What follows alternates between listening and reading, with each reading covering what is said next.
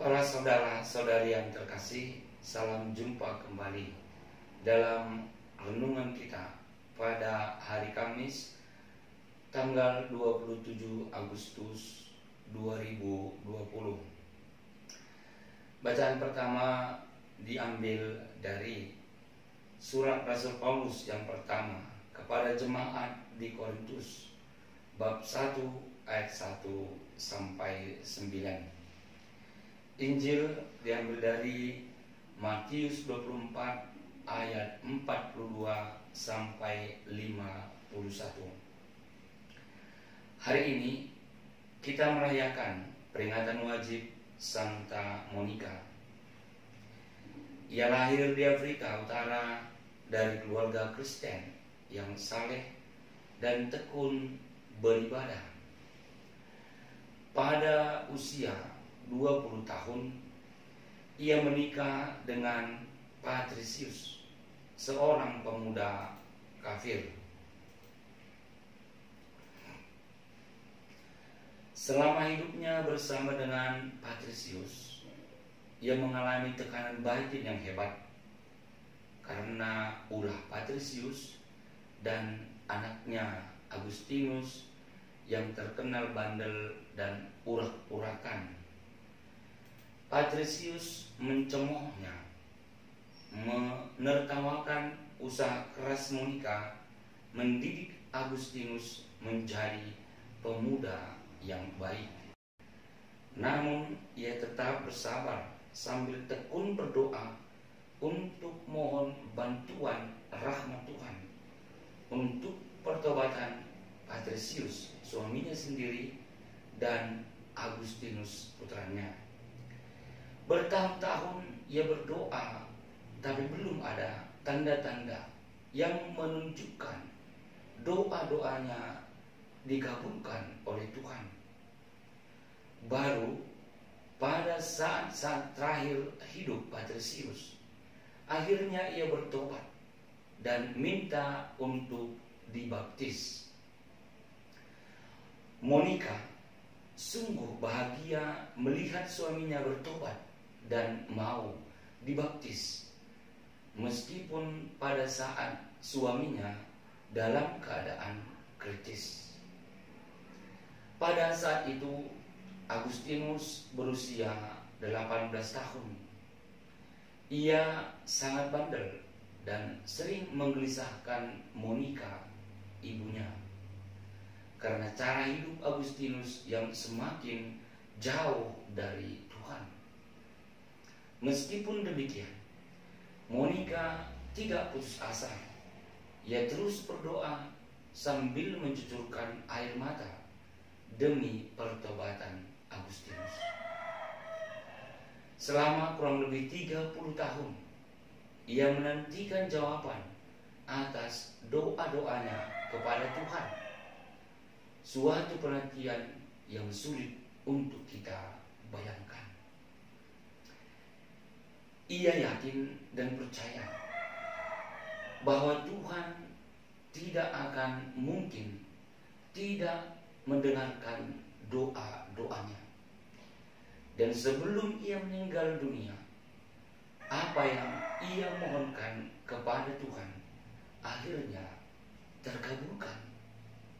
Putranya Agustinus bertobat dan bahkan menjadi abdi Allah.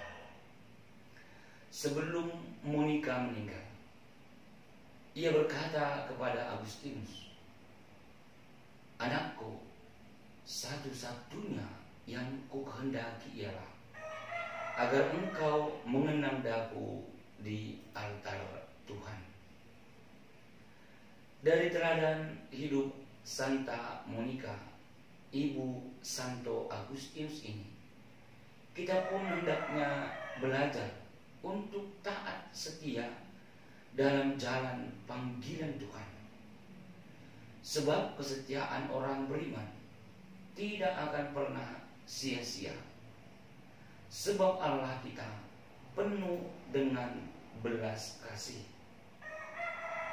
Bagi Monica, kekayaan yang paling berharga adalah pertobatan Agustinus. Baginya tiada yang lebih berharga selain pertobatan Agustinus yang selalu dinantikannya.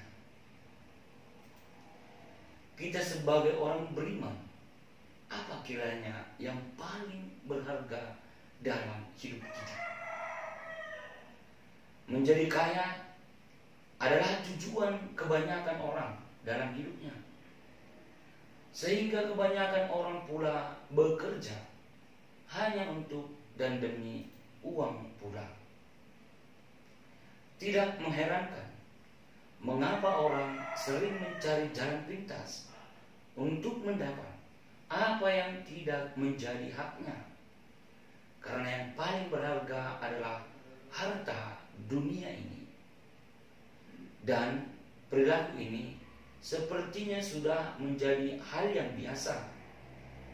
Kita tidak lagi memikirkan norma dan nilai yang sebenarnya yang harus kita junjung tinggi. Iman kita abaikan, ajarannya kita tinggalkan. Apa yang memuaskan, apa yang menguntungkan bagi kita, itulah yang kita terima dan kita amini.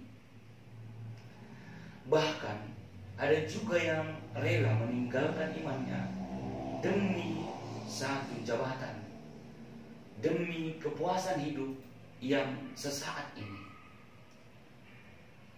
Melalui suratnya pada hari ini, Paulus mengatakan kepada kita bahwa Tuhan telah memperkaya kita dari segala sesuatu. Kita tidak akan berkekurangan, sebab Ia telah mencukupkan kita dari segala sesuatu. Memang tawaran Allah tak seindah tawaran dunia ini. Tapi apa yang ditawarkan dan dijanjikan dunia sama sekali tidak abadi. Saatnya pasti akan tiba dan semua akan berlalu. Tak satu pun yang akan kita bawa selain pertanggungjawaban hidup di hadapan Bapa. Di dunia ini mungkin harta bisa membebaskan kita, tapi di hadapan Bapa semua itu tidak berguna. Dalam bacaan Injil dikatakan kepada kita, berjaga-jagalah, sebab kalian tidak tahu pada hari mana Tuhanmu datang. Allah telah mempercayakan hal yang besar bagi kita, maka marilah kita penuh dengan kesetiaan merawat dan menjaganya. Allah telah memberikannya kepada kita baik adanya, maka mari pula lah kita mengembalikannya dalam keadaan baik pula. Maka berbahagialah kita yang didapatinya taat setia dalam iman dan tekun dalam pengharapan. Karena kepada orang yang demikian Ia berkenan, dan Ia akan menjadikan kita pengawas segala miliknya. Sekarang marilah kita bertanya dalam diri kita masing-masing, apakah yang paling berharga dalam hidupku?